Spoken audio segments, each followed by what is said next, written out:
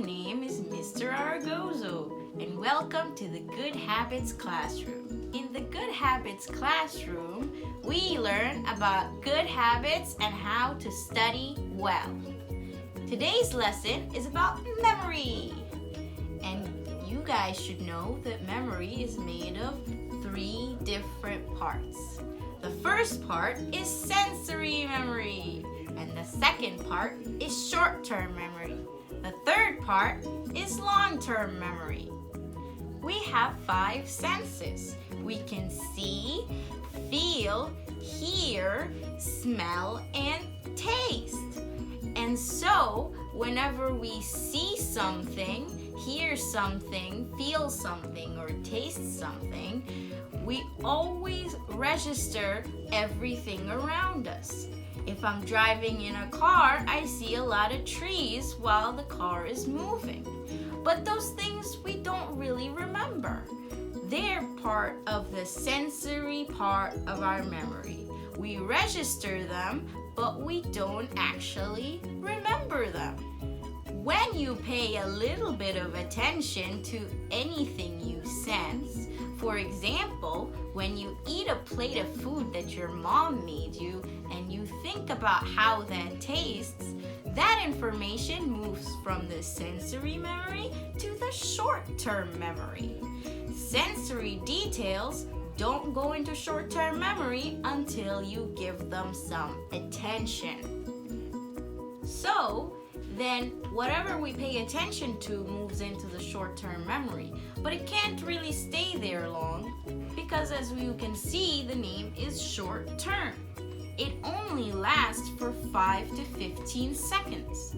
So we have to keep either repeating the information or doing other things to remember it to keep it in our working or short-term memory.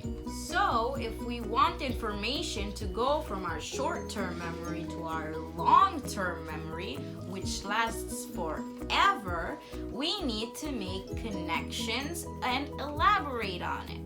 For example, if your teacher is really funny, like me, then you'll remember the things you learn in class a lot easier because you make connections between the funny emotions and the content. And that's how you keep information in your long-term memory. You can always revisit your long-term memory by looking back and studying your notes. So to wrap up our lesson today, we need to know what capacity each part of our memory has. Capacity is how much information can be held in each part. So in the sensory part, how much capacity do we have? Remember, it's the part where you only feel, hear, see, smell, or taste. You don't actually store any information. So I have it written under this post-it. Let's have our student come and help us. Hi guys, I'm gonna remove this post-it. So the information that goes into the sensory part is all stimuli. And how much capacity do we have? No capacity at all. We don't remember anything that is in the sensory register. Now what about short-term memory? Let me take it out. In short-term memory, we store things that we give attention to. But we can only store 7 to 9 chunks of information at a time. Remember, it only lasts 5 to 15 seconds, so we can't really have a lot of information there. So if you have 10 numbers and you have to remember them, you can't really because it's only 10 chunks of information in a number. But we can only have 7 to 9 chunks. What about long-term memory? Mr. Aragozo, I don't think I can reach that far. That's okay, student. I'll do it. I'm old.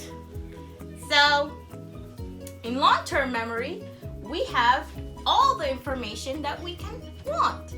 As long as we make connections or elaborate on our information, we can all have an infinite amount of information stored in long-term memory, which is why we want all of our knowledge to be stored here. Otherwise, we won't remember it.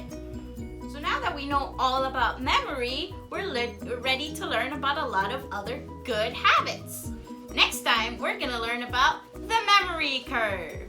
See you guys there.